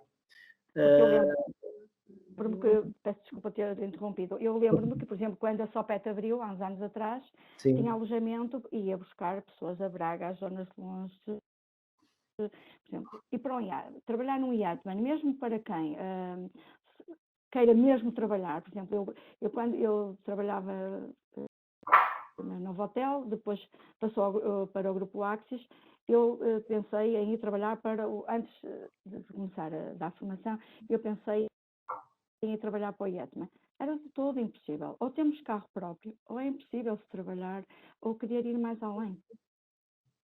Porque o alojamento, por exemplo, eu tenho aqui um restaurante em Vila do Conde, tinha o Garfo Torto, e ele alugava um apartamento para o seu pessoal trabalhar. Antónia, eu não quero... mais barato e tinha profissionais à altura. Eu não quero dar-lhe um conselho como por exemplo deu a nossa Diretora-Geral de Saúde quando a pandemia apertou e as pessoas não conseguiam todas aceder aos supermercados, ela disse-nos, olha, tentem a hortinha de um amigo. Eu, sem querer fazer o paralelismo, não vou estar aqui a dizer para que um estagiário procure alojamento em casa de um amigo ou de um tio ou de alguém conhecido no Porto, porque isso não faz sentido, isso não é sustentável, isso nem sequer é uma metodologia aceitável.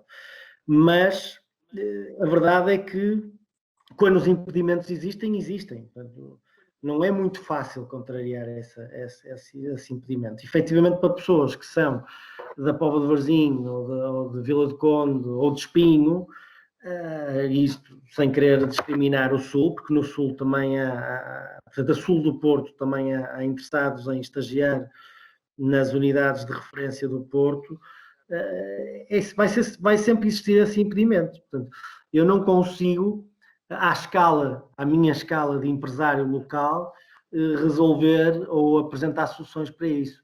Esse tipo de soluções têm que ser apresentadas por pessoas ou instituições que pensam na mobilidade em grande, pensam na mobilidade e no desenvolvimento socioprofissional e que têm que encontrar soluções para as pessoas que vivem fora do Porto e que queiram estagiar no Porto possam vir convenientemente para cá. À minha escala, é muito difícil. Obrigada. Nada, obrigado. Rosa, quero chamar o Paulo Vaz, que é o diretor da escola, que tem algum comentário a fazer. Portanto, Paulo, por favor. Viva! Olá, Ricardo, obrigado por partilhar connosco a sua experiência e nos dar tão boas indicações e tão boas orientações e fazer-nos perceber que é possível criar projetos com sucesso e que cada fase que fazemos na nossa vida de investimento e de projetos é um processo de crescimento e de evolução. Obrigado. Sobre esta última questão, eu gostava de dizer uma coisa e deixar uma nota bem clara a todos. É que o processo de estágio, um aluno quando estagia também tem que investir alguma coisa. E, portanto, quando procura o seu lugar de estágio, tem que considerar as suas condições e as condições que lhe são oferecidas para poder aceder a esse estágio. Não pode partir do princípio de que quer muito ir para um determinado sítio e que cabe às organizações, seja a escola onde anda, seja a entidade que o acolhe, encontrar as soluções que ele não tem ou resolver os problemas que ele tem e que não tem capacidade de resolver. Portanto, o estágio é muito importante, claro que sim, e hoje em dia nós vivemos uma realidade em que conseguimos ter, grosso modo, espalhado por todo o lado, unidades de referência e unidades onde o estágio é sempre uma experiência construtiva e positiva e evolutiva e que acrescenta valor ao estagiário. Mas nós não nos podemos esquecer. Cabe ao estagiário perceber até onde é que pode ir, como qualquer profissional. Eu, por muito que gostasse de ir trabalhar para um determinado país ou para uma determinada escola, se eu não tiver condições básicas para o fazer, vou ter que as procurar primeiro para depois poder dar esse passo. Não posso contar, e desculpem usar aqui este termo tão português, com o ovo no cu da galinha para resolver os meus problemas. As escolas, por norma, procuram e têm uma atitude construtiva e encontram na parte dos empresários essa reação também produtiva e construtiva de encontrar unidades que dão o máximo de apoios possíveis. Até há bem pouco tempo atrás eu não aceitava estágios que não houvesse um contributo ou uma contribuição da entidade de acolhimento monetária para premiar o esforço do aluno. Não é para fazer nenhuma remuneração, não é um salário, não é uma remuneração, não é um pagamento, é um contributo pelo esforço do aluno. Sim. Hoje em dia não posso pensar assim, infelizmente, e com pena também das empresas e da escola, mas acima de tudo, quando um aluno tem uma ideia e uma intenção de estágio, deve estar perfeitamente consciente de quais são as condições que tem próprias, privadas, e quais são as condições que vai encontrar no lugar de estágio e, a partir daí, desenhar o seu estágio. Outra coisa é nós estarmos a falar da falta de condições já no estágio. Isso, infelizmente, tem acontecido em alguns casos, mas também são situações que se dirimem e que, a partir do esforço de comunicação entre nós, escola e as entidades, conseguimos resolver e conseguimos eliminar, eu diria desta forma, em momentos seguintes. Ou seja, se as unidades e as entidades que nos dão os estágios não garantem o mínimo de condições, nós não contamos com elas para o futuro, porque não faz sentido, porque o estágio não é um processo digamos, de exploração ou de sobrecarga, não, é um momento de aprendizagem muito importante. Sabemos também que há muitos dos nossos estagiários que têm prestações quase semelhantes aos profissionais, e isso é positivo, é sinal digamos, daquilo que a escola faz e do trabalho que a escola faz e das competências que os alunos são capazes de adquirir e desenvolver, mas de facto há aqui, por isso é que o acordo é tripartido, entre a escola, o aluno e a entidade de acolhimento, e cada um tem que encontrar as suas condições e reunir as suas condições para que possa, no fundo, um deles, que é o aluno, concretizar e resolver e realizar o seu estágio. Era só isto que eu queria dizer, e mais uma vez agradecer o tempo que passou connosco e convidá-lo, quando isto acabar, esta situação esquisita em que vivemos, para ir à escola e fazer a apresentação ao vivo e a cores, como disse há pouco, porque é muito mais... Irei com muito gosto, obrigado. Um abraço forte, muito obrigado, fiquem bem. Obrigado. Alguns de vocês devem nos ver em breve. Eugénia, muito grato. Até logo.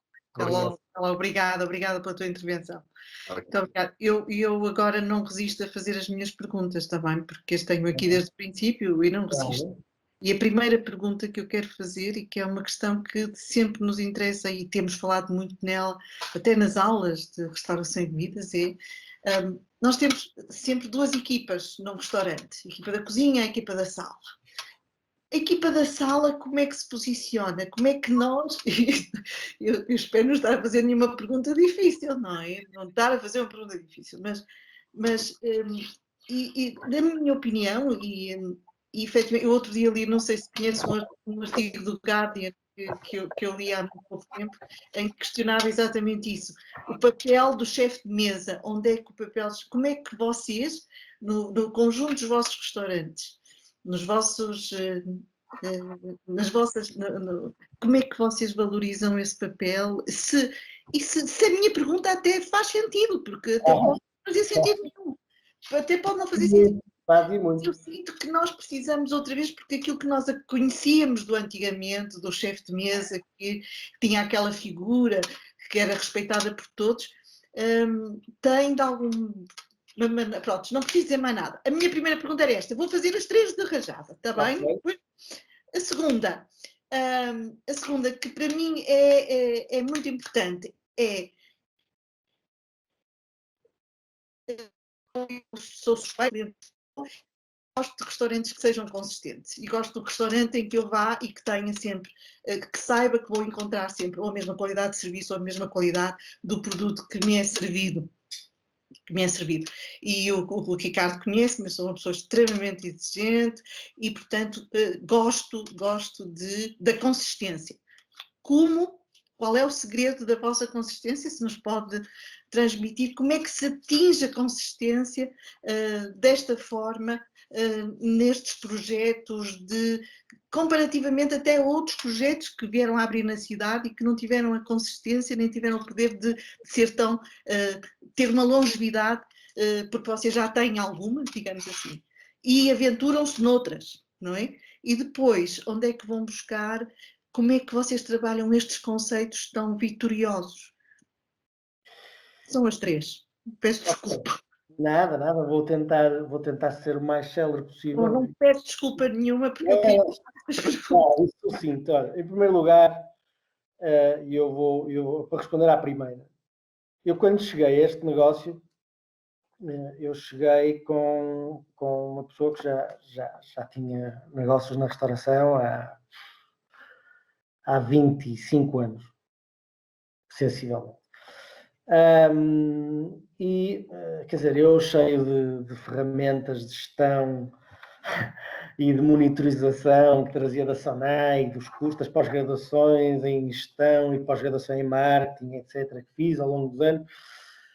E ele diz-me, no fundo dizem-me o seguinte, não, a sala, quando estamos a falar de política de distribuição de gorjetas, isto é um tema super sensível e quem trabalha na restauração sabe perfeitamente do que eu estou a falar. Quando eu perguntei, então como é que se costuma fazer relativamente à política de distribuição de gorjetas? E tal, isso normalmente é 75% para a sala, 25% para a cozinha. Eu, como? Mas eu não percebi, mas porquê? Porque o contacto fundamentalmente é feito pelo cliente, é pelo empregado de sala. Na minha perspectiva, está tudo mal. Não é nada disso. A experiência começa no momento em que o cliente liga para o restaurante ou manda um e-mail para o restaurante para fazer a reserva. E da forma como ele é atendido no telefonema, se nós conseguimos imediatamente satisfazer as necessidades dele, ter disponibilidade, a simpatia com que o fazemos, a forma como esclarecemos as dúvidas que ele tem, seja por e-mail, seja por telefone, é aí que inicia a experiência. É exatamente aí que inicia a experiência. Depois, a forma como ele é recebido pela hostess ou pelo host, ou para restaurantes que não têm essas figuras, muitos restaurantes não têm essas figuras, são recebidos ou pelo chefe de sala ou mesmo pelo empregado de sala. Portanto, há restaurantes que optam, e bem, dependendo da natureza, por não ter essas competências concentradas no... Portanto, aí a experiência continua. A forma como o pedido é feito e como é entendido e é transmitido à cozinha, a forma como o pedido é executado na cozinha, e depois, e como esse mesmo pedido chega à mesa, em que condições, a que temperatura, com que sabor, com que frescura, como é degustado e tudo o resto, toda a forma como é acompanhado o jantar, e depois isto entra num processo rotativo, todos os copos, os talheres e os pratos que o cliente usou vão para a copa para serem lavados convenientemente, em condições, respeitando todas as regras, para que no cliente seguinte os pratos estejam imaculados e os talheres polidos, como nós costumamos dizer, convenientemente. Lavados e polidos. Portanto, todas as secções contribuem para a criação de valor e para a proposta de valor que é percebida pelo cliente. Portanto, se alguma falha, se há um elo dessa corrente que falha, a percepção de valor ou de qualidade vai falhar. E, portanto, se há uma gorjeta, é porque houve um overperformance. Ou seja, o cliente pagou pela sua refeição e entendeu ou quis pagar mais. E se quis pagar mais, isso diz respeito à overperformance. Deve ser distribuído igualmente e quantitativamente por todas as secções. Portanto, nos nossos restaurantes, toda a gente recebe de forma equitativa. Não há percentagens para a sala maiores ou para a cozinha maiores. A administrativa que faz reservas, a copeira que estava de serviço naquele turno, o cozinheiro, o empregado de sala, todos têm participação equitativa naquela gorjeta. Portanto, tentei responder através das gorjetas como é que eu entendo que deve haver solidariedade e espírito de equipa entre todas as secções do restaurante. Porque não há. Tendencialmente, elas muitas vezes confundem-se. E depois a cozinha muitas vezes entende-se superior à sala, a sala entende-se superior à cozinha, o bar está ali in between, um bocadinho confuso. E, portanto, nesta realidade, todas as secções têm que ser altamente solidárias e todas devem ser compensadas dessa forma. Curiosamente, nas minhas realidades, não tenho em nenhum restaurante uma pessoa que seja responsável por ambas as secções. Se há algum responsável máximo em todas as secções, em todos os restaurantes, acaba por ser eu ou o meu sócio. Portanto, na cozinha há sempre um chefe e na sala há sempre uma chefe ou uma responsável. E se eu não estiver, eles têm que se entender. E poderão dizer, mas isso não é muito aconselhável, imagina que está fora, o seu sócio também está fora, e há uma situação limite que tem que ser resolvida por um responsável. Pois, é uma boa questão, até aos dias de hoje tenho conseguido resolver dessa forma. Tudo que diz respeito à cozinha é o chefe de cozinha que responde, tudo que diz respeito à sala é a chefe de sala que responde. Se diz respeito ao restaurante por um todo, eu tento resolver. Se eu não puder resolver, eles têm que se entender para resolver os dois, numa decisão a dois. E tem sido assim que eu tenho levado a gestão entre as diferentes secções e até hoje, felizmente, com sucesso. Segunda questão. Falava-me de... Relembra-me, por favor, a segunda questão. A segunda questão, portanto, falava dos chefes de mesa, falava da consistência. Consistência. A consistência, vamos lá ver. Nós, quando estamos a vender produtos, a consistência é sempre uma. Se nós vamos a uma prateleira do continente, o iogurte que compramos é sempre igual. Estamos a vender produtos, a não ser que ele esteja estragado.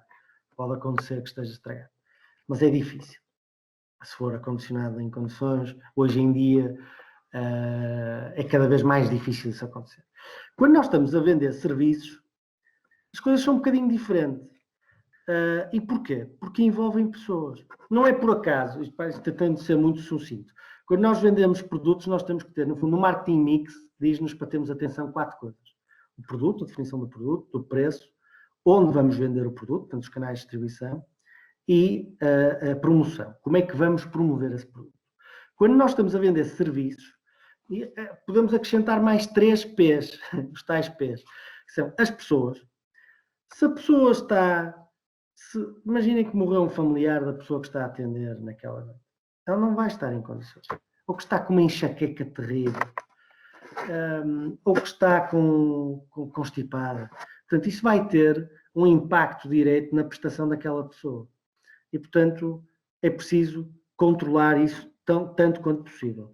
O local onde nós proporcionamos a prestação do serviço, isto é, um restaurante que tem um pátio exterior ou que tem uma sala interior, se nós estamos no meio do verão, uma noite de 28 graus, se nós oferecemos a refeição, proporcionamos a refeição ao cliente no pátio ou na sala, vai ter um resultado diferente na percepção de qualidade e de valor para aquele cliente.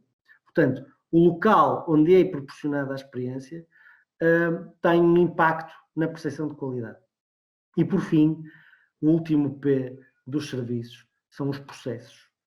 Nós podemos optar por mandar uma mensagem ou não, no fundo, no final da refeição, a perguntar ao cliente se gostou de tudo, se há alguma coisa que mudaria. Isto é uma opção nossa, é um processo que nós optamos por fazer ou não.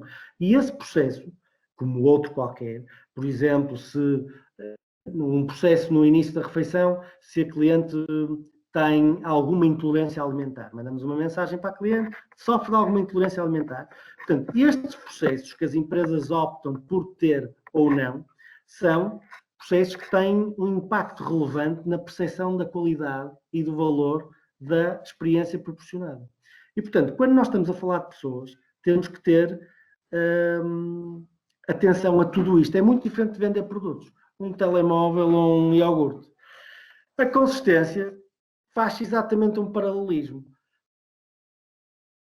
É sempre muito difícil manter a consistência no restaurante. São várias pessoas interligadas na prestação de um serviço. Temos é que tentar criar formas de minimizar o impacto na experiência. E uma delas passa pelo produto. É preciso resistir à tentação de mudar, fazer alterações no produto, normalmente para produto mais barato, que se entenda ter a mesma qualidade. Ora, se efetivamente tem a mesma qualidade, o problema não se levanta.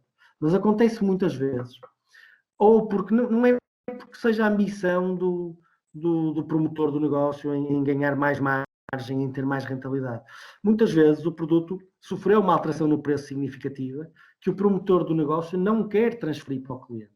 Não quer transferir essa alteração do preço, esse aumento, se eu pago normalmente, se eu compro o atum fresco a 16 euros o quilo e de repente ele passa-me para 21, já aconteceu várias vezes ao longo destes anos, eu posso não querer vender o atum ao mesmo preço.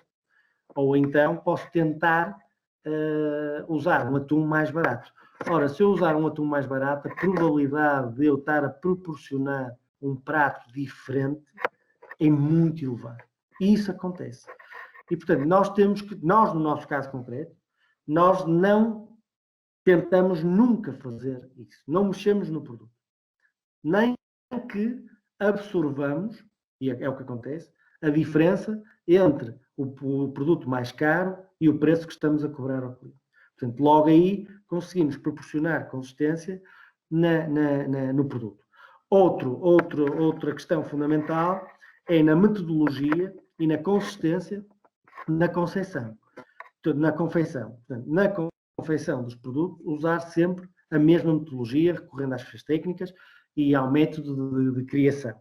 E, portanto, sem invenções e sem improvisos. Portanto, se há uma forma, uma receita e uma forma de criar um determinado prato, essa forma tem que ser minuciosamente respeitada, para não haver oscilações. Relativamente à prestação das pessoas, há pessoas que a natureza delas, há uns dias que estão mais contentes, outras que estão mais tristes, outras que estão mais disponíveis, mais empáticas, menos empáticas, mais simpáticas, menos simpáticas. E isso tem sempre impacto na forma como os clientes leem a prestação de serviço.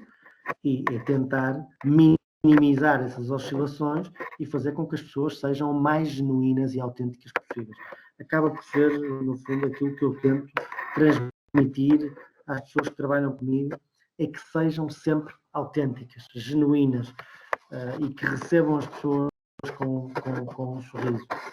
É tão natural, é tão clichê como isto. É mesmo clichê, é mesmo, até chega a ser um conselho pobre, na medida disso, mas é isso que tenho a recomendar às suas equipas, é que recebam as pessoas com um sorriso. No fundo é isso, é que tentem ser autênticas e que sorriam e que tentem sempre satisfazer as necessidades dos clientes dentro daquilo que é razoável. Quando não é razoável, não se consegue fazer. Espero ter respondido à questão, Eugênia. Eu ainda tinha outro. Fez-me uma terceira. Não estou a ouvir. Ainda tinha uma terceira. Já estamos adiantados na hora, não sei se ainda tem alguma disponibilidade. Ainda estou bem. Que era sobre como é que vocês, os vossos conceitos, as cartas, os conceitos dos restaurantes, qual é o processo de descoberta desses conceitos? O processo de criação tanto nasce de cima para baixo como de baixo para cima. Portanto, tanto são desafios que eu ou o meu sócio lançamos às equipas de cozinha, ou então são eles proativamente que propõem e nós estudamos, analisamos e vemos qual é o enquadramento possível para aquele produto ou para aquele prato e analisamos. Mas há uma pessoa que é, independentemente dos chefes operacionais dos restaurantes, há uma pessoa que é, e esses têm o seu valor e o seu mérito na criação, mas há uma pessoa que é a grande responsável pelo desenvolvimento, que é, mais uma vez, o chefe executivo, Rui Mingados. Nós temos as nossas ideias, concretamente do ponto de vista estratégico, tentamos identificar na cidade isto quando olhamos para este mercado, não é? Porque é evidente que podemos ir para Braga ou para Gaia ou para Lisboa. Há uma opção nossa de permanecermos e desenvolvermos conceitos no Porto, porque entendemos que no Porto ainda há muito espaço para criar estes conceitos. Enquanto entendermos que há espaço para criar conceitos que criem valor no Porto, vamos fazê-lo.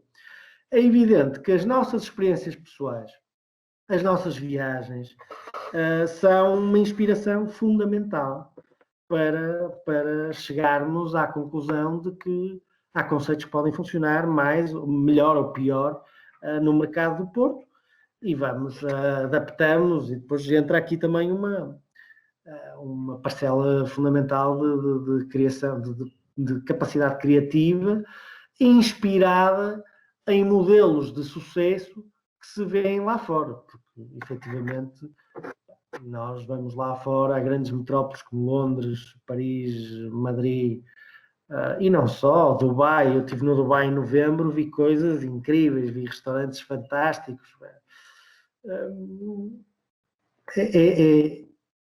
É muito fácil, quando se viaja, sentir-se que há muito para fazer. E depois, quando nós identificamos um conceito que achamos que tem uma base boa, mas que depois pode ser melhorado, ainda ficamos mais tentados em desenvolvê-lo, em fazer o desafio, em trazer para o Porto, criar a nossa imagem aquilo que poderia funcionar melhor. E pronto, tem sido um mix destes elementos todos na criação de conceitos. Muito bem. Ricardo, eu julgo que não temos mais nenhuma pergunta. Já a hora transformou-se em quase 2 horas. Pelo menos dá ganha. O Leonildo quer fazer uma pergunta. Desculpe, tenho uma pergunta. É uma pergunta fácil. Posso fazer ao Sr. Ricardo uma pergunta? Claro. Sr. Ricardo, eu trabalho também no ramo de hotelaria e turismo. Agora estou a fazer o curso na Escola de Hotelaria do Porto. Tive essa oportunidade agora de estar aqui um pouco, altamente, o máximo. Já passei por muitas dessas fases e já trabalhei também na Ribeira. Acho que você já conheceu o sítio, mas só que já fechou, que é a Canastra da Ribeira. Agora estão lá uma casa de gelado. Fica ao lado de Pés Arroz. Ok. Agora, a pergunta que eu quero fazer ao Ricardo é a seguinte. Mediante a conversa, não é, que o Ricardo tinha falado, dependendo dos espaços que o Sr. Ricardo tem, não é, com um volume enorme de receber clientes, não é? Qual é a melhor forma tendo em conta a autonomia, a dinâmica, a organização, o número de funcionários, qual é a melhor forma de fazer gestão quando há um número elevado de serviço? Eu acho que não há nenhuma fórmula. Não há, tem que se adaptar, não é? Não, eu acho que cada caso é um caso. Sim. Os restaurantes têm naturezas diferentes, têm dinâmicas diferentes. Eu sei, porque já trabalhei no restaurante, eu sei. Leonildo, eu sou uma pessoa que se prepara. Eu faço business plans para os restaurantes, preparo da dimensão da equipa, dos recursos necessários. E quando vamos a pôr em prática, de repente precisamos do dobro, porque infelizmente temos tido sucesso. Já aconteceu o contrário, por exemplo, já aconteceu preparar-nos para uma determinada expectativa, por exemplo, estou a falar de um restaurante Norte Shopping, o asiático Lao Bao, preparámos-nos com uma equipa enorme e depois chegamos à conclusão que efetivamente não eram precisas tantas pessoas. Não era preciso. Havia ineficiências. Portanto, isto é um bocadinho difícil. Depois há standards e há referências. Nós temos referências que podem variar. Um empregado de sala para 15 clientes, ou para 12, ou para 17. Sim. Varia muito das o número de mesas, eu sei. Não, e varia muito da qualidade de serviço que é prestar, da atenção, do tipo de emenda que tem, se tem monoprodutos, se não tem monoprodutos. Se tem monoprodutos, se calhar vai precisar de menos pessoas.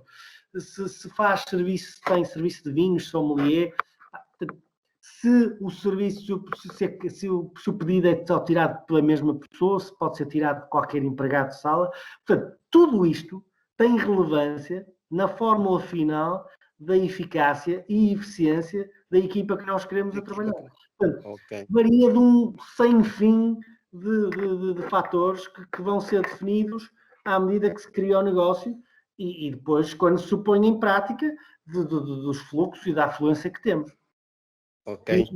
Não sei se respondi à sua pergunta. Percebi, sim senhora, respondeu sim senhora. Obrigado. Muito obrigada. Eu não sei se o Carlos Santos ainda quer fazer a sua pergunta. Força. Olá, boa tarde. Obrigado, doutora Maria Eugénia. Eu gostava se houvesse possibilidade de fazer outra reunião no futuro. Então, eu gostei muito do que foi dito, gostei muito de ouvir. E se o Ricardo quiser falar um bocadinho sobre o papel do vinho na organização, muito bem. Se não, também não vou prendê-lo mais. Já falou muito, foi um prazer. Mais precisamente, para ajudar um bocadinho, se bem que eu gostava de uma resposta assim englobante, como é que, quando vão abrir um novo espaço, como é que integram isso na estratégia? O vinho, isso é uma boa pergunta e também dava aqui para manhas. Nós optamos, e foi uma decisão difícil, mas acabamos por optar por nunca ter uma pessoa dedicada a apresentar e a vender o vinho. Portanto, aquela figura que nós mais conhecemos como sommelier ou escansão, não é? Mais conhecida até por escansão. Eu às vezes arrependo-me dessa decisão. Eu acho que eu acho que os nossos restaurantes mereciam ter alguém conhecedor, profundamente conhecedor, dos vinhos, das castas, das regiões, e essencialmente dos casamentos, dos pairings com as diferentes proteínas, com os diferentes pratos. E isso iria enriquecer muito, não só a percepção de qualidade no serviço, mas essencialmente iria enriquecer muito o resultado final da refeição. Acabamos por não fazê-lo porque entendemos que não era assim tão valorizado. Hoje em dia já não estou tão seguro. Acho que a sua pergunta é relevante e acho que no futuro nós vamos ter que ponderar, apostar claramente em alguém para ajudar-nos, mas essencialmente ajudar o cliente a escolher convenientemente. Do ponto de vista da relação entre o restaurante e o cliente na apresentação dos vinhos e no serviço. Do ponto de vista da estratégia da definição da gama dos vinhos, sinceramente, Carlos, nós, tanto o meu sócio como eu, somos amigos de tantos produtores de vinho no Norte, no Douro, que nós temos pouca hipótese, eles não nos dão hipótese. Porque se nós deixamos alguém de parte, eles ficam tristes, eles fazem questão de estar presentes, e a verdade é que nós somos amigos de muitos produtores, desde o Valado, a Valmião, a Cristiano Vanzeler, portanto, ao Symington, ao Ramos Pinto, à Quinta do Crasto, quer dizer, a Giroflé, Real Companhia Velha, portanto, todos eles, esses produtores, são muito nossos amigos e, portanto, nós necessariamente temos que partir logo para essa gama.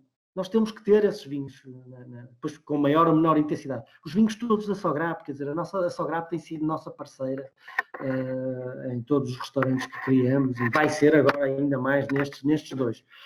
Portanto, depois fica muito pouco espaço para outros produtores, pequenos produtores. E com pena minha, porque está-se a fazer tão bom vinho em Portugal, cada vez melhor.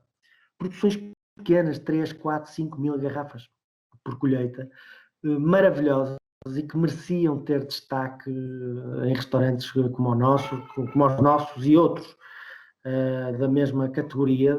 E, portanto, acho que nós vamos ter que repensar a estratégia, não só na definição da gama, vamos ter que arranjar mais espaço para novos produtores, seja do Douro, seja do Alentejo, seja do Dão. O Dão está com vinhos cada vez melhores. Ribatejo, quer dizer, há estrelas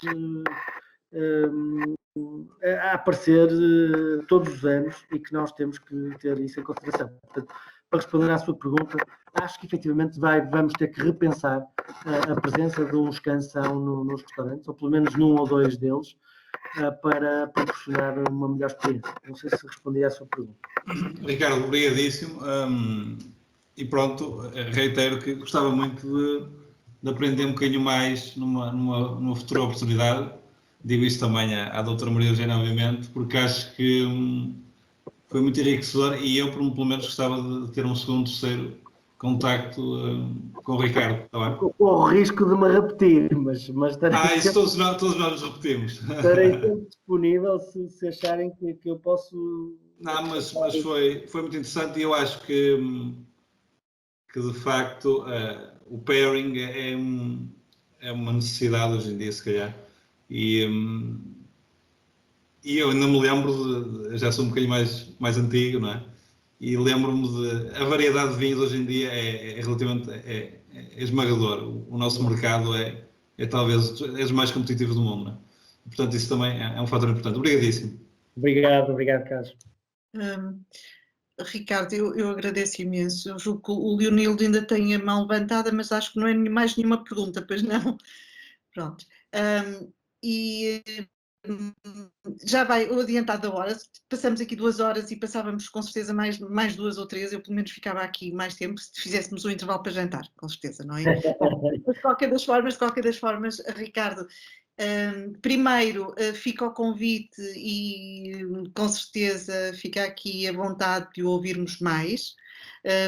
Até sugiro, quizás acompanhado pelo seu chefe de cozinha, para que o seu chefe de cozinha possa vir e falar sobre aquilo que é criatividade e como é que ele se inspira, porque eu pessoalmente gostava de saber mais sobre isso, porque me pareceu muito interessante o conceito de que é ele o principal fazedor, digamos assim, de tudo aquilo que é a gama de produtos que vocês oferecem. Sim, é o grande criador. Criador e fazedor, e também porque, ao fim e ao cabo, vocês com certeza que lhe dão espaço para que ele se inspire, como disseram, naquilo que se faz no mundo. E muito daquilo que nós também transmitimos aos nossos alunos e aqueles que já foram meus alunos ou que estão cansados de ouvir dizer que temos que ser pessoas do mundo. Nós que somos hoteleiros temos que ser pessoas do mundo. Portanto, eu acho que isto também ficou muito bem vincado, que nós precisamos de ver aquilo que se faz fora e precisamos ter esse conhecimento e essa curiosidade para podermos fazer melhor dentro e para podermos contribuir para a consistência destes restaurantes que são bons e que duram através dos tempos e das crises. Ouvimos aqui, foram excelentes 2 horas, um excelente tempo passado com um empreendedor de restauração que se tornou um apaixonado pela restauração, que tem negócios de sucesso, que nos deu todas as informações e nos esclareceu sobre tantas coisas que nós quisemos perguntar, e a quem agradeço imenso ter estado connosco, e que fica aqui esta promessa, não online, mas nós até, ou online com o chefe, se isto ainda demorar muito, mas se não presencial, até com outros profissionais, para podermos presencialmente, Contem connosco quando quiserem, estaremos disponíveis. Até eu sugeria que a acontecer uma outra sessão, se calhar depois de abrirmos agora este próximo projeto, que vai ser agora assim que desconfinarmos, vai ser mais uma experiência para poder relatar e transmitir-vos, e por que não trazer o Rui. Eu acho que o Rui ia gostar, e o Rui é magnífico. Aquilo é um poço de saber e de humildade, eu acho que mas também para podermos inspirar os alunos da parte da produção, que também querem com certeza ouvir esses testemunhos. Mas antes disso ainda vem cá apresentar os novos projetos. Ou o Ricardo, o seu responsável de recursos humanos, que deve ser também chamado Ricardo Graça Moura, não é? É tudo comigo. Deve ser a mesma pessoa. Portanto, vamos combinar isso para fazer uma apresentação dos novos projetos aos nossos alunos, ver as oportunidades que existem, e nós temos essas oportunidades dentro de casa para vocês, e Ricardo, foi extraordinário ouvi-lo, o formato foi o ideal, e obrigada por ter sugerido a meio para começarmos as perguntas e o diálogo, porque foi o formato exato, e não sei se temos mais alguma coisa para perguntar ou para dizer, mas muito, muito obrigado. Até breve. Amanhã obrigado a todos.